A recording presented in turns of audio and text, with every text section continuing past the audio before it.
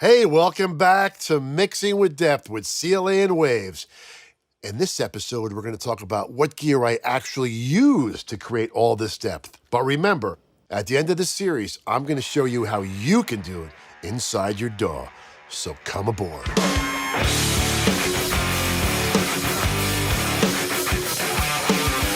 Well, back before digital, these were our plugins, okay? So these are the effects that I still use today. For a mixer, your toolbox is only as good as what's in it. I tried to accumulate all the digital reverbs that were made, so I'd have every single flavor ever made for digital reverb, okay? Each one of them has its own character, and I wanted to make sure that my reverb drawer was completely full. So let's talk about them quickly, okay? Number one, it's the most important reverb that I use on every mix. One of the first ones I started using, the Lexicon 480L, an original from the 80s. It's been in every recording studio around the world. It is like milk when it comes to cereal, and it is like cream and sugar for your coffee. So it's something I've been using since day one. I can't beat the way this thing sounds for a vocal plate. So it's literally set on a plate with some pre-delay, usually around 150. Sometimes that changes, but generally that's the setting. This is my reverb, the one that I have on vocals ready to go. It's got its own sound, and I don't want to mess with it, okay? So reverb numero uno, the Lexicon 480L. Reverb B, which is really a combination of two reverbs. The main one, well, everyone knows Chris Lord-Alge loves the Sony DRE 2000 or 2000A, made back in the 80s, my favorite decade. I've been using it since the early 80s, and I must have 11 of them. Some work, some don't. They're all called by the names of the Three Stooges. I just booted it up, so this is the boot up setting. I'm gonna have to change it to what I use, which will be D-reverb at 1 second, right? Imagine this, and I'll set these parameters here, and then my early reflection would be 10, if I can get it to work, right? And then 15 and 20. And I've been setting it like that since 1984, okay? But that's the sound it has, okay? So this is my room sound, my drum special sound. But when you combine that with Bricasti on, I think it's the Marble Room at 1 second, or Studio A, which I'll use, those two together create what I call the B reverb. Okay, so these are used for drums, instruments, anything that I want a short room on. Let's move on to the C reverb, which is another combination of two reverbs. Two reverbs that are kind of tough to combine. An EMT 246. It has a really cool remote. That's why I got it. And it actually sounds pretty good. I basically have that on a short room, and then its companion would be the Yamaha Rev 1. Which to me is the first Yamaha reverb they came out with. And it has the biggest remote with the most buttons on it I've ever seen.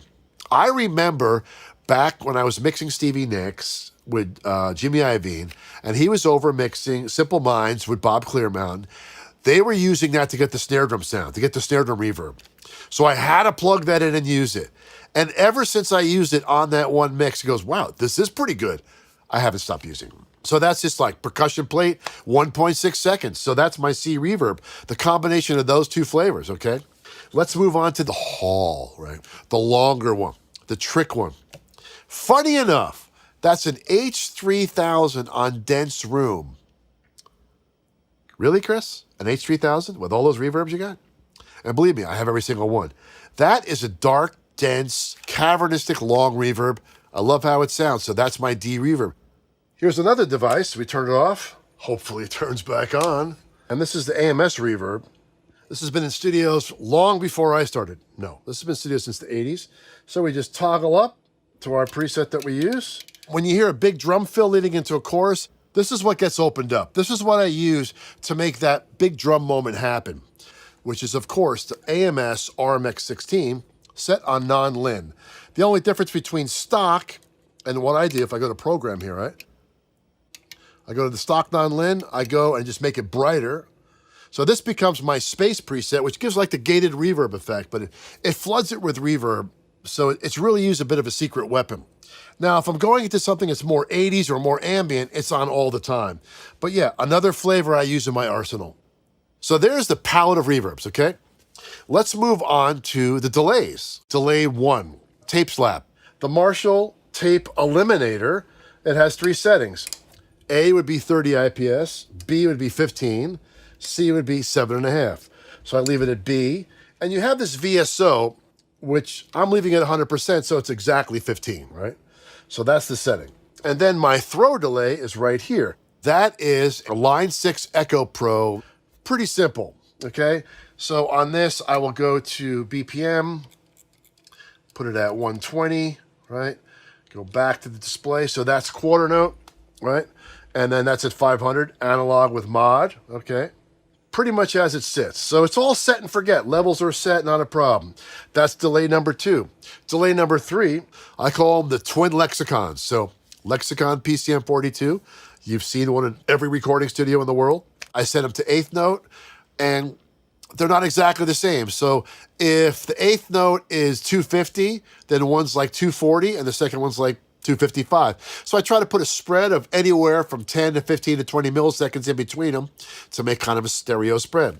Well, back here on the other side of the room, let's point to what I call delay number 4, one that's called crowd. The one that I use all the time as a little bit of a secret weapon is the Ursa Major Space Station, a one-of-a-kind unit with a one-of-a-kind sound. It's like a whole bunch of short delays in it. It's kind of dark, but it gives it like a very live kind of slap feel, like a stereo slap, but to the point where to me, it's very musical. And that gets used to add a little bit of a club sound or just a little bit more dimension to instruments, to the point where you actually hear the guitar kind of ricocheting off the walls, but not in a very obvious long delay manner. So basically 4 delays and 4 reverbs. And I look at it that way. I look at it as 4 banks, okay? 4 cents. Even though I'll package multiples together, that becomes my palette that I work from. So let's talk about routing, okay? We've talked about the reverbs, we've talked about delays, we've talked about sending from delays to reverbs. Well, how do we matrix this? How would you do all this routing here? The way I make it work, I have 6 sends, and I have obviously buses. So I use a combination of both to make this happen. And I do some sharing. So 4 reverbs end up being on 2 sends. So the matrixing goes like this. Send 1, vocal reverb. Send 2, drum reverb. Send 3, drum and instrument reverb, okay? Send 4 is throw delay. Send 5 is an AMS DDL sitting up here. Send 6 is crowd, the Ursa. So my vocals right here, okay, are bussing, okay? All of them are bussing to a subgroup next to it. And then what happens is, in order to get to the slap, we have, over here, we have bus 1, slap and the reverb go on that, okay? The delays, bus 5 and 6. The vocals also have the crowd on it. Then next to our vocal subgroup is our throw fader, appropriately located because that's next to the vocals. So imagine putting this in Pro Tools. How much hair are you going to be ripping out trying to get this to work in Pro Tools? It's really not ergonomically friendly to even attempt this in your DAW yet. Because of the ergonomics of this beautiful solid-state Logic console and how it's built, I'm able to look and see all this at once, okay? So the thing is, you're painting this picture, opening of the song, you're like, no, not that much. Maybe just a little reverb, a little crowd, okay? B section, let's add the slap. Chorus, let's add the delay, okay? So you can go any way you want. You can say, oh, well, I just want to have this long haul just for this one breakdown vocal. You can just use it. It's going there. So you can pull everything else and just have that return. You can get to a breakdown in the song, pull them all down and automate it. So you're automating the level and muting of this section of the console, right? That's just the routing for the vocal. Let's talk about the drums, okay? It's got 4 reverbs on the drums. And you figure out, you know what? I want to put my drum reverb on the room sound, maybe the samples, a little bit of the overhead, maybe a tiny bit off the dry snare. Maybe the song builds. Okay, the opening can be like, just this guy. B section, ooh, this guy. The fill into the chorus, whammo, turn this up, build into the chorus, back down, okay? Breakdown, zippo. Okay, back into the chorus fill, boom, they're back up. Now you've created this landscape that now goes valleys and hills and far away, over the hills and far away, like Led Zeppelin. Okay, so now from just being a one-dimensional situation, we're taking this palette and giving us all these options. This is how you get dimension in a mix. Blending all of these together to create the most subtlest of landscapes. Because the big mistakes that I feel, you know, I'm not going to criticize anybody for how they do it, but I'm going to say, okay, here's your vocal over here. Here I am, la la la, singing a song, going along. Vocal, reverb. Vocal, delay. I mean, the delay is like lonely, it's boring, it's dry, right? Or vocal, slap, right? Okay, well, it's so much better to have vocal, delay, and then this has some sexy reverb on it, okay? And then you feather in the vocal reverb, and then the atmosphere gets better. Whether it's with a guitar, a drum, a vocal, anything, a solo. You go from a voice with a little bit of verb, and then a little bit of delay, to a little three-dimensionality. And that's what this does, okay? You set all these effects, okay? They're preset. Okay, tempo-based, time-based, it's done. You're not touching these.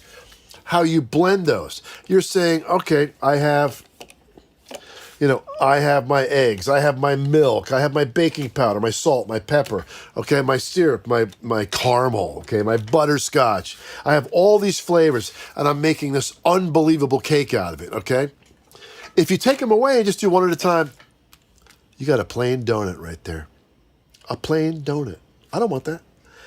I want a little red velvet on my donut. So think about it like that, okay? Do you want to eat your steak just straight up plain? No. You want that with a little salt and pepper. You want a baked potato. You want some butter. You want some barbecue sauce, okay? It's all about life, and it's all about how you combine things. So making music is not about, okay, here's black and white, here's black and white, here's charcoal. No. Yellow, orange, purple, green, blue, color. This is like when Wizard of Oz goes from black and white to color, this is where we go in our mixes, okay? When that house landed and they opened it up and they were in Oz, well, welcome to Oz. So now that I've shown you all the gear I use for delays and reverbs, let's actually open up a session and start mixing. So see you in the next chapter of Mixing with Depth. It's 2020 vision, we can all see division. Shedding all our glasses, getting 2020 vision. Precision, more clarity in sight. People come together, see more clearly, wrong and right. No more blind, it's 2020